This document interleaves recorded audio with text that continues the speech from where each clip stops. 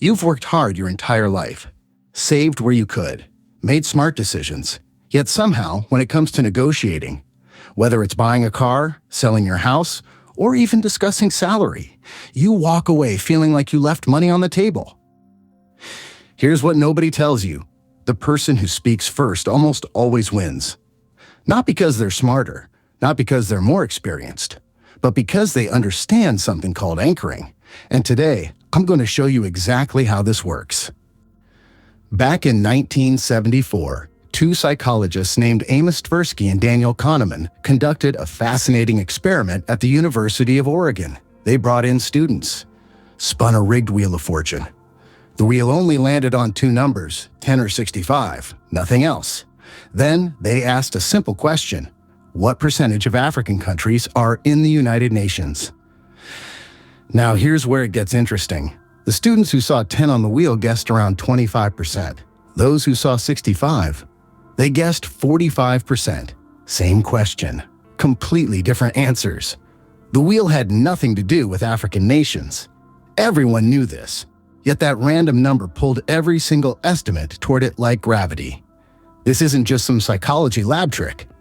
Northcraft and Neal tested this in 1987 with real estate agents, experts who price homes for a living.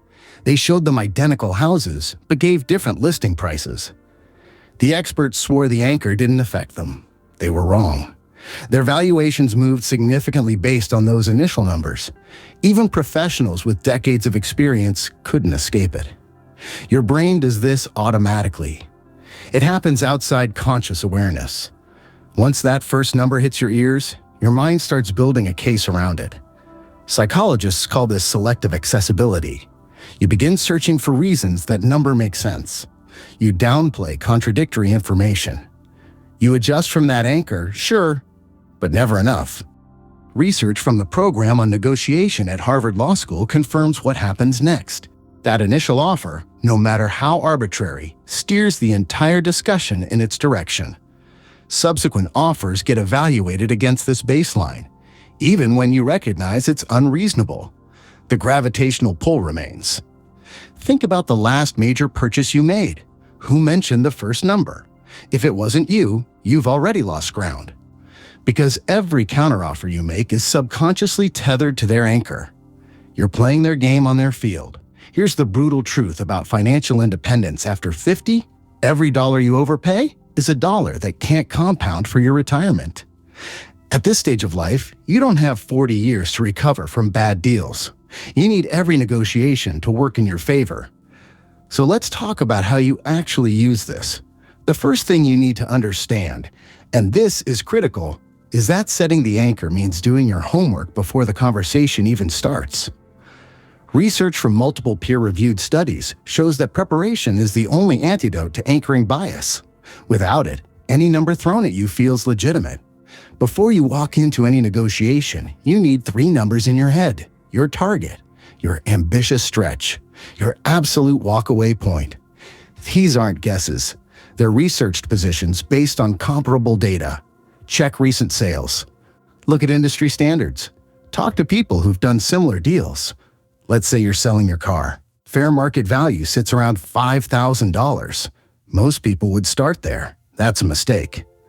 Columbia University professors Daniel Ames and Malia Mason published research in 2015 showing that aggressive anchors work, but only when structured correctly.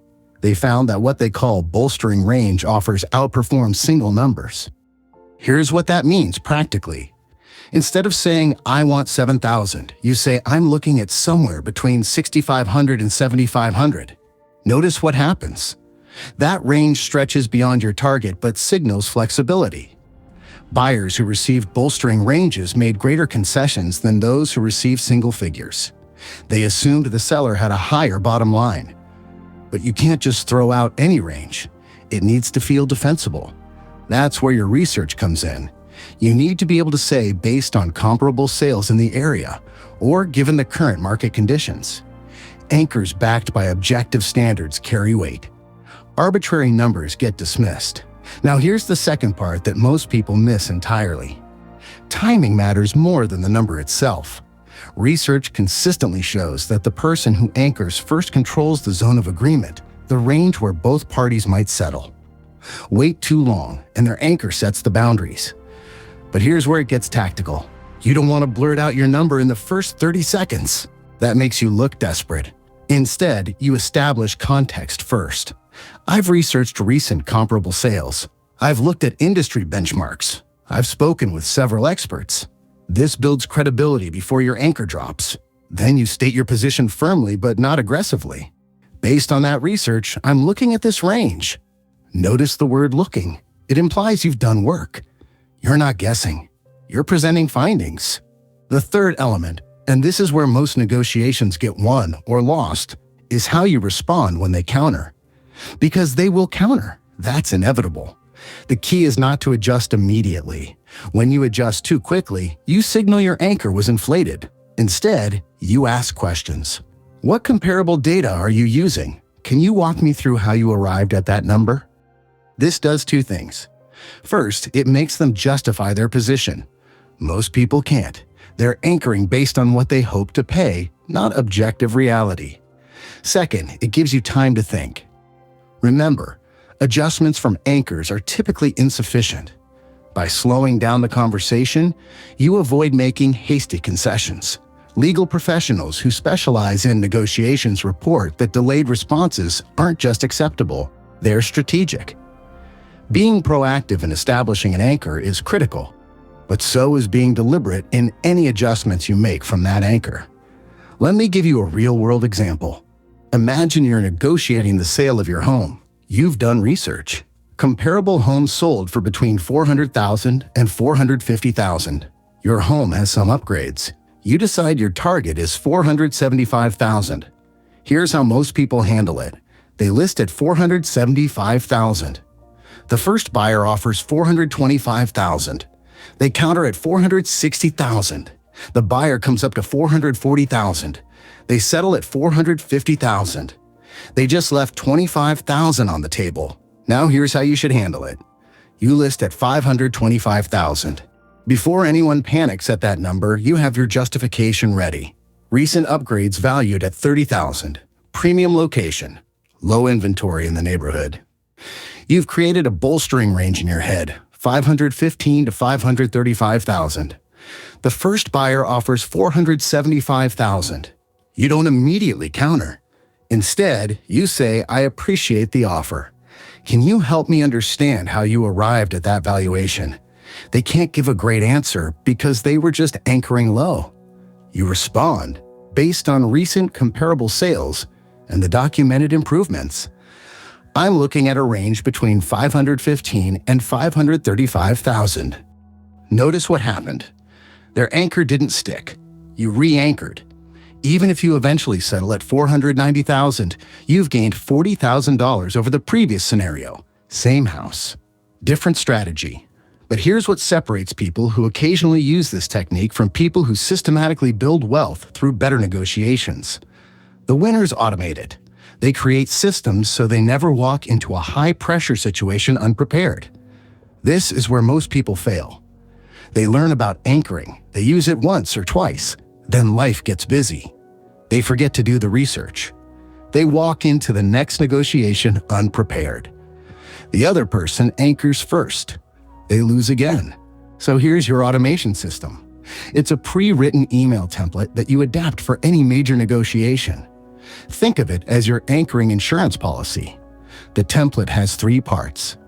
Part 1 establishes that you've done research. Part 2 states your anchoring range with context. Part 3 invites discussion while holding firm on your position. Here's what it looks like. Hi, I wanted to reach out regarding. I've spent time researching comparable sales / position / services in. Based on, along with, I'm looking at a range of. I understand market conditions vary, and I'm happy to discuss the reasoning behind this valuation. However, I wanted to establish expectations early so we don't waste each other's time if we're significantly apart. Let me know your thoughts, and we can schedule a time to discuss further. Notice what this does. It anchors before you ever speak. It demonstrates preparation. It provides specific justification. And critically, it invites discussion without weakening your position. Here's what it looks like. Hi, I wanted to reach out regarding. I've spent time researching comparable sales/positions/services in. Based on, along with, I'm looking at a range of. I understand market conditions vary, and I'm happy to discuss the reasoning behind this valuation. However, I wanted to establish expectations early so we don't waste each other's time if we're significantly apart. Let me know your thoughts, and we can schedule a time to discuss further. Notice what this does. It anchors before you ever speak. It demonstrates preparation. It provides specific justification. And critically, it invites discussion without weakening your position. You save this template in your email drafts. When you're about to buy or sell anything significant, a car, property, business equipment, contract work, you pull it out. You customize it with your research. You send it before the first conversation. Now they're reacting to your anchor instead of the other way around. Even if you never speak directly, you've already shifted the negotiation boundaries in your favor. But here's the part that really matters for men over 50 trying to build financial independence. Every major negotiation you face from here forward represents a potential 5-figure swing. Selling a house? Anchoring properly could mean $30,000 more. Negotiating consulting rates in semi-retirement? Could mean $20,000 annually. Buying investment property could save $40,000. Do this consistently over the next decade, and you're looking at hundreds of thousands of dollars that compound into your retirement accounts instead of someone else's pocket. That's not hyperbole, that's math. Research from Furnham and Boo's literature review on anchoring bias confirms this phenomenon occurs across consumer purchasing, salary negotiations, and forecasting. It persists even when the anchor is implausible or clearly irrelevant. Your brain processes it automatically outside conscious awareness, but now you know how it works. And more importantly, you have a system to make sure you're the one setting those anchors. Let me be direct about something. Most financial advice tells you to save more, spend less, invest wisely. All good advice. All necessary. But nobody talks about the negotiation gap, the systematic underpayment or overpayment that happens because you don't control the conversation. Wealth at this stage of life isn't built through home runs. It's built through consistent singles. Better deals on every significant transaction. $5,000 here, $10,000 there. It compounds. Over time, it becomes the difference between comfortable retirement and struggling retirement. The research is unambiguous. Tversky and Kahneman demonstrated that anchoring affects judgment under uncertainty. That's every negotiation you'll ever face. English and Musweiler showed that even judges with legal expertise couldn't escape anchoring bias in sentencing decisions.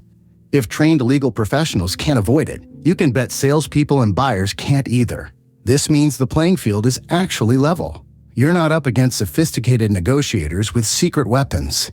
You're facing people just as susceptible to anchoring as you are. The only question is who sets the anchor first. From today forward, make it you. Here's what I want you to do immediately after watching this. Don't wait. Don't tell yourself you'll do it later. Open your email right now. Create a new draft. Copy that template I gave you. Save it as anchoring template. Then identify the next negotiation on your horizon. Could be next week. Could be next month. Doesn't matter. Start gathering your comparable data now. What did similar items sell for? What are industry benchmarks? What's the current market like? When you're ready to make contact, pull out that template.